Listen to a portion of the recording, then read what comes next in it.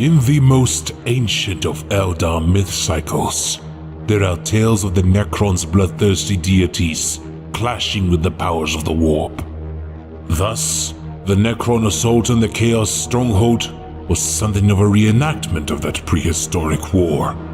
The merciless wave of the material Necrons clashing with the unbridled madness of the Immaterium. Despite black sorceries and the rage of foul demons, even the traitor Space Marines could not stop the unending tide of Necrons. The Nightbringer's servants remained in Deimos for some time after their victory, seemingly focused on purging the very soil there, which had been tainted by the power of the warp.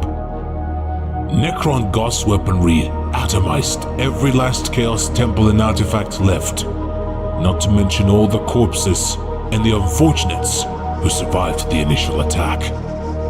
By the time the Necrons moved to their next target, the peninsula had become a scorched desert of ash and dust.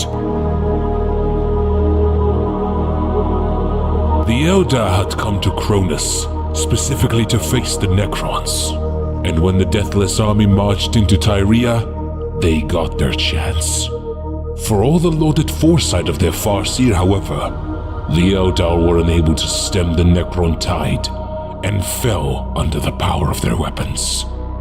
The dreams of Craftworld Oathway came crashing down under the metallic heel of their ancient enemies.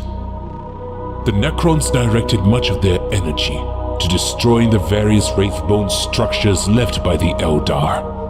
This eldritch material is said to emanate directly from the warp itself, which seems to have offended the Deathless Warriors even more than the existence of life. The thin spires built by the Eldar collapsed as Goth flares and alien blades cut them into their atomic components. Only when the works of Farseer Taldir were blasted to nothing did the Necron tide move on. Imperial forces had faced Necrons before, notably on Norn 5 and Verdus Prime, and it had cost the champions of man dearly each time. On Cronus, things only got harder, and when the Necron forces swept into Victory Bay, even the raw power of the revived Hellstorm cannon could not stop them. The Necrons showed cold contempt for the works of man as they murdered the last tech priests and guardsmen in Victory Bay. With none left to fear them and none left to die, they simply moved on to the next conquest. The remains of the Great Titan gun they ignored altogether, even its mighty power paling in comparison to the galactic genocide their gods demanded.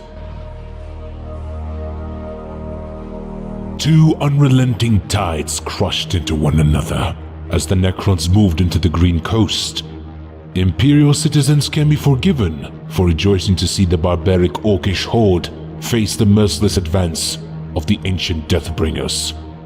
No matter who won, however, the cause of man suffered, and when the Necron scythe decapitated the Orc horde, it was only one step on their march of galactic extermination.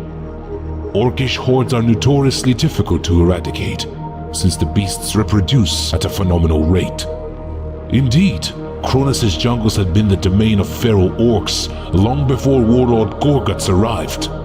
The Necrons, however, applied their murderous resoluteness here as well, and systematically purged the jungle one step at a time. Millions of orcs ultimately perished, each death a blazing sacrifice for the Nightbringer.